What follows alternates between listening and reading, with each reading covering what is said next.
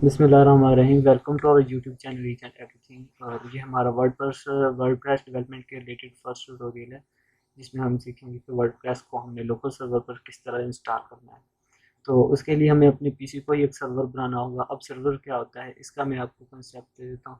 जब भी कोई भी क्लाइंट हमारी वेबसाइट पर आता है और आकर कुछ भी सर्च करता है, तो वो डायरेक्ट एक सर्वर से वेबसाइट डाटा उठाती है और उठाकर क्लाइंट को देती है। अब ये सर्वर ऐसी जगह होती है जहाँ 24 घंटे 7 दिन कंप्यूटर चलते हैं और हमारा वहाँ पे डाटा वेबसाइट का सारा सर्वर में स्टोर होता है। तो जब भी कोई आता है सर्च करता है, तो वहीं से स्टोर डाटा से उठाकर ये वेबसाइट हमें वो डाटा शो कर देती है। अब एक सर्वर पर कई वेबसाइट्स होती हैं, ज़ाहिर सी बात है बहुत ज़्यादा वेबसाइट्स होती हैं, तो वहाँ पर कुछ ऐसा कंसेप्ट समझ लीजिए कि एक सर्वर के अंदर बहुत ज़्यादा हार्ड डिस्क होती हैं, बहुत ज़्यादा पीसी चल रहे होते हैं और वो पीसी डाटा स्टोर कर रहे होते हैं और वो 24 घंटे चलते हैं। तो एक सर्वर में बहुत ज़्यादा हार्ड डिस्क हैं, बहुत ज़्यादा पीसी चल रहे हैं, तो समझ लीजिए कि हर पीसी का एक ख़ास नेम होगा। जब भी कोई हमारी वेबसाइट पे आता है, कुछ सर्च करता है, सबसे पहले उस वेबसाइट का नेम लिखता है, यानी कि सबसे पहले उस वेबसाइट का नेम लिखा होता है। तो इससे पता चलता है कि सर्वर में एक ख़ास किस्म की एक हार्ड होती है, ये हार्ड डिस्क होती है, एक पीसी होता है, जिसको जाके डायरेक्ट ये फोकस करता है और वहाँ से डाटा उठा के वेबसाइट हमें देती है। तो उसको हम होस्ट कहते हैं। तो जहाँ से हमें डाटा मिलता है एक सर्वर के अंदर, और वो हमें परचेज़ करना पड़ता है, और उस होस्ट का हमारी वेबसाइट का जो नेम होता है उसे हम डोमेन कहते हैं। यानी उस होस्ट का एक ख़ास नेम होता है जिसे डोमेन कहते हैं, और ये होस्ट एंड डोमेन ये चीज़ होती है। तो जो ये सर्वर होता है, ये इसकी एग्जांपल आप इस तरह ले लीजिए, जैसे एक टाउन है, टाउन के अंदर डिफरेंट किस्म के घर हैं और हर घर के अंदर लोग रहते हैं। तो जैसे हमने किसी शख्स तक पहुंचना है, पहले हम उसके टाउन तक जाएंगे, टाउन के अंदर घर तक जाएंगे, और घर से हम किसी फ़र्द को या किसी भी शख्स को अगर हमने कोई बात करनी है तो उससे बात करेंगे। समझ लीजिए जो टाउन है वो एक सर्वर है, और उसके अंदर जो घर है वो एक होस्ट है, यानी डेटाबेस है जहाँ पर वो शख्स रहता है, और उस घर का एक ख़ास नाम है जिसे हम डोमेन कहते हैं। कोई भी शख्स, हम उस घर से ले बात करने के लिए किसी भी शख्स को बुलाते हैं, तो वो हम वेबसाइट पर जैसे लिखते हैं तो वेबसाइट उस शख्स का हमें बता देती है कि ये शख्स कौन सा है। उम्मीद है कि आपको सर्वर का पता चल गया होगा, वेबसाइट का पता चल गया होगा, वेबसाइट पर कोई चीज़ सर्च करने से डाटा कहाँ से आता है। तो क्योंकि वेबसाइट के ज़्यादा खुद कुछ भी नहीं है, अगर डाटाबेस ख़त्म हो जाए या सर्वर से डिस्कनेक्ट हो जाए, ये वेबसाइट या सर्वर ख़राब हो जाए, तो फिर हमारी वेबसाइट कभी भी चल नहीं सकती। तो यानी वेबसाइट फुली डिपेंड करती है सर्वर पर। तो अब हमने करना कुछ ये है कि हमने अपने पीसी को ही सर्वर बना लेना है। यानी एक शख्स जैसा कि वो कुछ सर्च करता है, उसे नेट से कनेक्ट नहीं होना पड़ेगा, यानी उसे बाहर नहीं आना पड़ेगा वेबसाइट से, नेट के ज़रिए कनेक्ट होकर सर्वर से डाटा लेना, बल्कि वो पीसी के अंदर ही सर्वर होगा और वो डायरेक्ट वहीं से डाटा ले लेगी। अब हमने अपने पीसी को लोकल सर्वर यानी कैसे बनाना है, एक सर्वर बनाना है जिसे हम लोकल सर्वर कहते हैं। तो इसको बनाने के लिए हमें एक सॉफ्टवेयर की ज़रूरत है, एग्ज़ाम। ये हम सॉफ्टवेयर इसलिए इंस्टॉल करेंगे कि हम अपने पीसी पर ही अपनी वेबसाइट को ऑफलाइन डिज़ाइन कर सकें, यानी नेट की ज़रूरत ना पड़े। जस्ट हमें कुछ चीज़ें डाउनलोड करने के लिए नेट की ज़रूरत पड़ती रहेगी टाइम के साथ साथ, इसलिए अपना नेट कनेक्शन भी बेहतर रखिएगा। तो हमें डायरेक्ट गूगल पर जाके सर्च करना है एग्ज़ाम्प लेटेस्ट वर्जन, जैसे कि आप देख रहे हैं। इसके बाद आपके पास लिंक्स ओपन हो जाएंगे। हमने ये सेकंड वाला लिंक जो इसकी वेबसाइट का नेम होगा www.apachefriends.organization, आपने इसे ओपन कर लेना है। तो ओपन करने के बाद आपके पास ये 3 किस्म के लिंक आ जाएंगे जो आप देख रहे हैं। लेकिन अगर आप विंडो यूज़ कर रहे हैं, विंडो 8, तो आप इस लिंक को डाउनलोड करें इस लिंक से। तो अगर आप विंडो 7 यूज़ कर रहे हैं, जैसे क्लिक करते ही मेरे पास ये डाउनलोडिंग स्टार्ट हो गई है। लेकिन जैसे ये डाउनलोडिंग कंप्लीट होती है तो मैं आपको बताता हूँ कि आपने इससे आगे क्या करना है। जैसा कि आप देख रहे हैं, ये मैंने जो डाउनलोडिंग पे लगाई थी, फिर वो डाउनलोड हो चुकी है। आपने इसे डायरेक्ट ओपन करना है। तो आप इसके इंस्टॉलेशन का प्रोसेस देख लेना कि ये हम अभी अपने सर्वर को अपने पीसी को लोकल सर्वर बना रहे हैं, लेकिन हमने वर्डप्रेस को इंस्टॉल कैसे करना है वो अभी और प्रोसेस है, वो ये प्रोसेस नहीं है।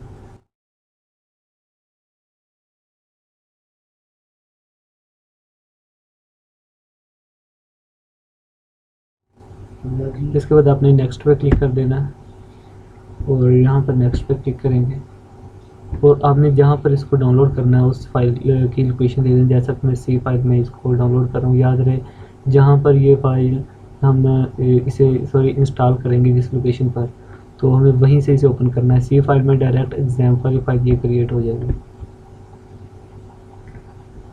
नेक्स्ट और नेक्स्ट।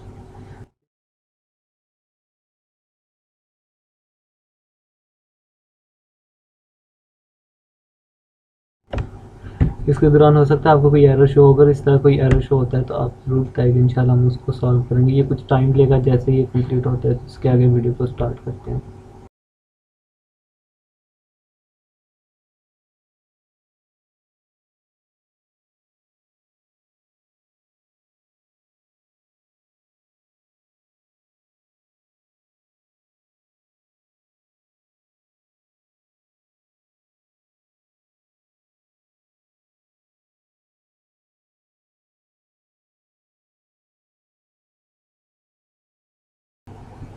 जैसे कि यहाँ पर मेरी इंस्टॉलेशन फिनिश हो गई है और इसके बाद आपने करना क्या है, जैसे ही आपके पास एग्जाम इंस्टॉल हो जाए तो आपने सर्च में जाना है। तो सर्च में जाके एग्जाम सर्च कर लेना है। तो देखें, उससे पहले मैं आपको बता दूँ, एग्जाम मैंने ऑलरेडी इंस्टॉल किया हुआ था। अब लोकेशन चेंज किया तो अगर मैं यहाँ से सर्च, आपने यहाँ पर सर्च कर लेना है और जैसे ही वो आए आपने उसे, जैसे कि एग्ज़ाम कंट्रोल पैनल आ गया, एग्ज़ाम कंट्रोल पैनल आ गया, आपने इसे ओपन करना है और यहाँ से ओपन करने के बाद अपाचे और MySQL और इन दोनों को स्टार्ट कर देना। जैसे कि मैं इन दोनों को जैसे कि मैंने सी ड्राइव में एक अपना जो एग्जाम सॉफ्टवेयर इंस्टॉल किया था तो मैं उसे ओपन करता हूँ और आप डायरेक्ट जाके वहाँ से, जैसे कि ये मैंने यहाँ पे इंस्टॉल किया था, इसे ओपन करना है और यहाँ पर नीचे जाएंगे तो आपको एग्ज़ाम का कंट्रोल पैनल मिलेगा। अपने एग्ज़ाम के कंट्रोल पैनल को ओपन कर लेना है। तो यहाँ पर जैसे कि ये स्टॉप, ये दो ऑलरेडी ऑन है। अगर ऑन नहीं है तो आपने इन्हें ऑन करना है। ये काम आपको हमेशा करना पड़ेगा। जब तक आप ये नहीं करेंगे आपका पीसी उस टाइम तक सर्वर नहीं बनेगा। इसको ओपन करने के बाद ही आपका पीसी सर्वर बनेगा। तो आपने इसके स्टार्ट करने के बाद क्या करना है, अब हमने वर्डप्रेस को अपने कंप्यूटर में इंस्टॉल करना है क्योंकि हमने अपने पीसी को सर्वर बना दिया है। अब हमारा सारा काम जो होगा वो इसी सर्वर से होगा और अब हमें नेट की ज़रूरत नहीं है। बस एक दफ़ा हमें वर्डप्रेस को अपने गूगल से डाउनलोड कर लेना है और उसको हमने इसके अंदर इंस्टॉल कर लेना है। वो कैसे डाउनलोड करना है, आपने क्रोम पे जाना है और जाकर यहाँ देखना है वर्डप्रेस लेटेस्ट वर्जन।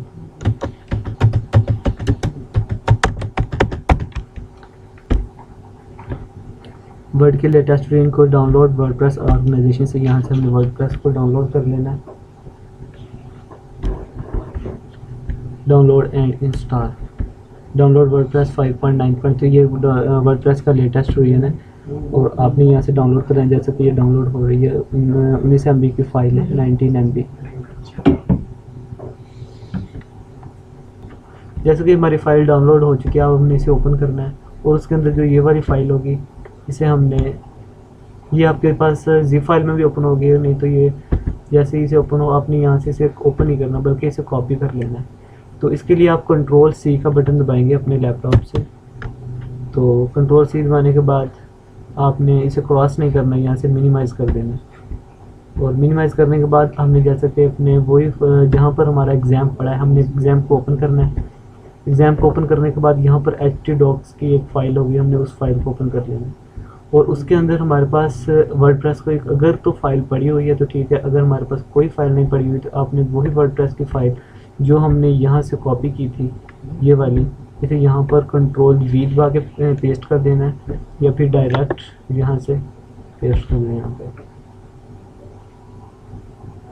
ये देखें कि वर्डप्रेस की फ़ाइल जो यहाँ पर आ चुकी है। आपने इस फाइल को डुप्लिकेट कर लेना है ताकि हम इस फाइल को दोबारा यूज़ करें, हम डायरेक्ट हमें फिर यहाँ से कॉपी ना करनी पड़े।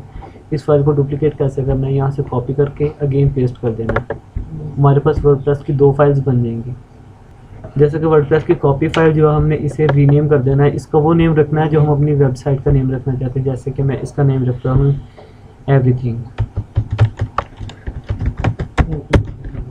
एवरीथिंग हमने इस फाइल का नेम रख दिया। ये मैंने कैपिटल लिखे हैं, आपने स्मॉल भी लिख सकते हैं। तो इसके बाद आपको क्या करना है, आपको ये काम सिर्फ एक दफ़ा करना है। पहले हमने एग्ज़ाम को डाउनलोड किया था, डाउनलोड करके हमने अपने पीसी को सर्वर बनाया था। अब सेकंड स्टेप हमने वर्डप्रेस को इंस्टॉल करना है। तो वर्डप्रेस को हमने इंस्टॉल किया है, यानी डाउनलोड करके उसकी फ़ाइल हमने अपनी डेटाबेस में रख ली है। तो और अब हमने उस फाइल को डेटाबेस बनानी, फ़ाइल को हमने डाउनलोड कर लिया है और अब उसकी हमने डेटाबेस बनानी है। डेटाबेस बनाने के लिए आपको अपने गूगल पे जाना पड़ेगा। गूगल पे जाके न्यू टैब ओपन कर लें और यहाँ पर लिख दें लोकल होस्ट।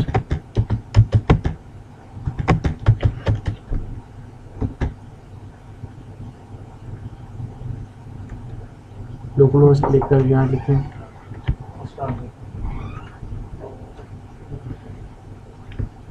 जो हमने PHP माई एडमिन,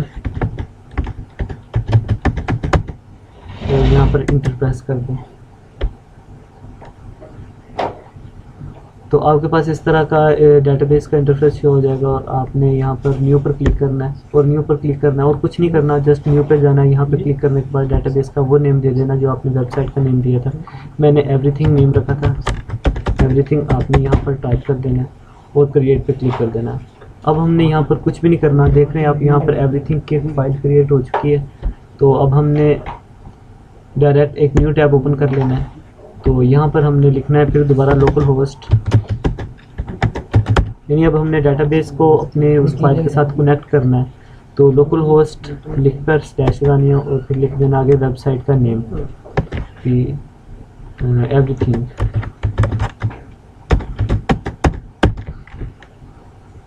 इसके बाद आपने इंटर दबा देना है, इंटर प्रेस करना है और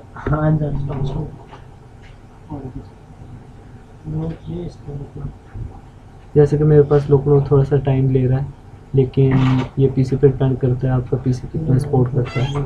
तो अगर आपका पीसी अच्छी जनरेशन का है तो बहुत जल्द लोड कर लेगा इसको। जैसे कि ये करने के बाद आपके पास इस तरह का शो होगा। आपने डायरेक्ट नीचे कंटिन्यू पे क्लिक कर देना है और यहाँ पे लेट्स गो पे क्लिक करना है। तो अब हमने वो डेटाबेस का नेम देना है। यहाँ पर आपने ये चीज़ अच्छी तरीके से याद रख लेनी है, समझ लीजिए, इसे रट्टा लगाना है। ये सिर्फ हमें वो इसलिए ज़रूरत पड़ गई क्योंकि हम इसे अपने लोकल सर्वर को इंस्टॉल कर रहे हैं। तो ये सिर्फ लोकल सर्वर के लिए है, यानी अगर हम ऑनलाइन जाएंगे उसके लिए थोड़ा सा चेंजिंग करनी पड़ेगी। लेकिन डेटाबेस का नेम हम वही रखेंगे जो हमने यहाँ पर डेटाबेस क्रिएट की थी। हमने एवरीथिंग डेटाबेस क्रिएट की थी, ये जो PHP में जाकर हमने यहाँ पर डेटाबेस क्रिएट की है, हमने उसका नेम यहाँ पर लिखना है। और उसके बाद यूज़र नेम आपने यहाँ पर याद रखना है, हमेशा रूट देना है, आपने अपना यूज़र नेम नहीं देना।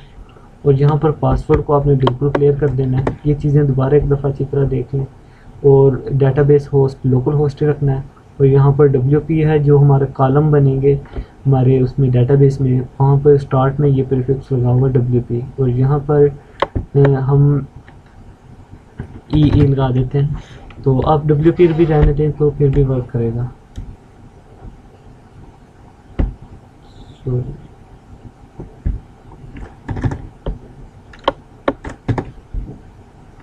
कैपिटल में वर्क नहीं करता ये एवरीथिंग। और यहाँ पर रूट लिखना है,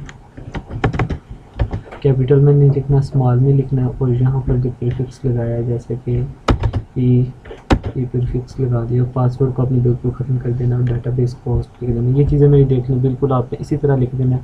यहाँ पर अपने डेटाबेस का नेम लिखना है, यूज़र नेम की जगह रूट लिखना है, पासवर्ड क्लियर कर देना है, लोकल होस्ट वैसे को वैसे रहने देना। और यहाँ पर अगर WP भी है आप WP भी वैसे ही रहने दें और सबमिट पर क्लिक करें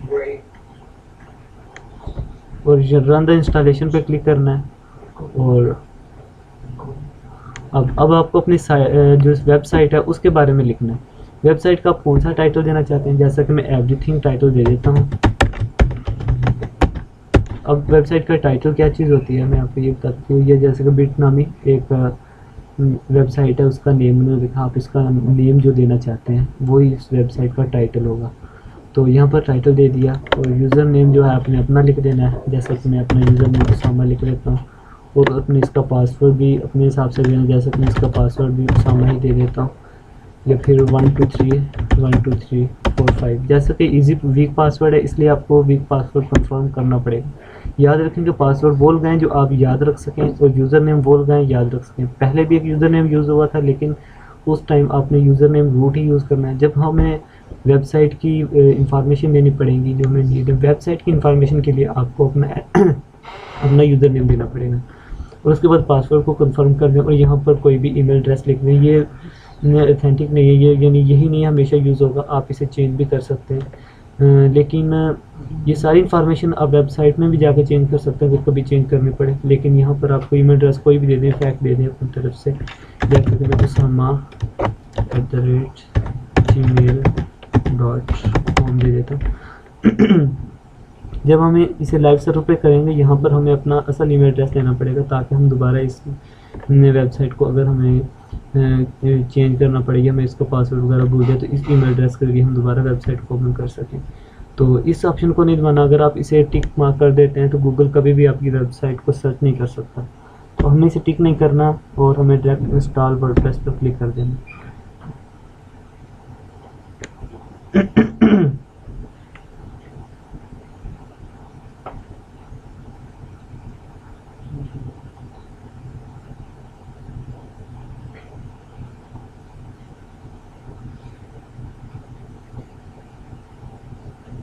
जैसे कि यहाँ पर ओके हो गया, आपने इसे क्लोज करके और यहाँ पर लॉगिन के क्लिक कर देना है।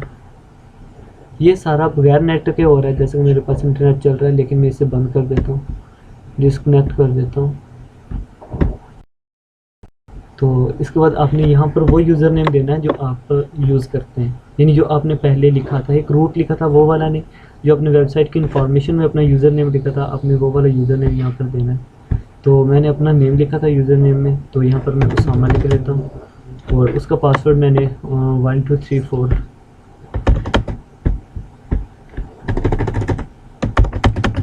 ये दिया था और इसमें लॉगिन कर लेते हैं। सॉरी 1 2 3 4 5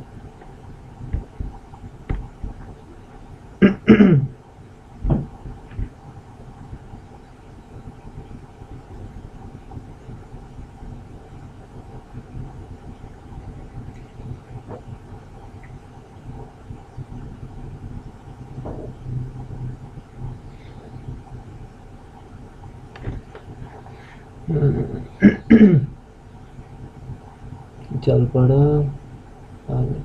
ये देखें हमारी वर्डप्रेस बिल्कुल सक्सेसफुली इंस्टॉल हो चुकी है। ये हमने अपने लोकल सर्वर पर अपनी वर्डप्रेस पर इंस्टॉल कर लिया है।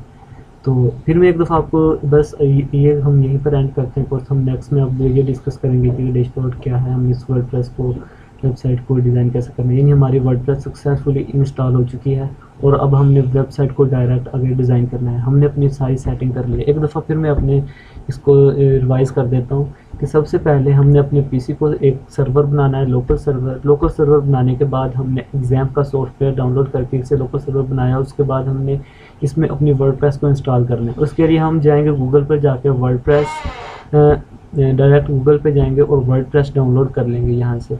और यहाँ से वर्डप्रेस की जो फाइल डाउनलोड होगी हम उसे ओपन करके अंदर एक वर्डप्रेस की जो फाइल दूसरी होगी उसे ओपन करना है।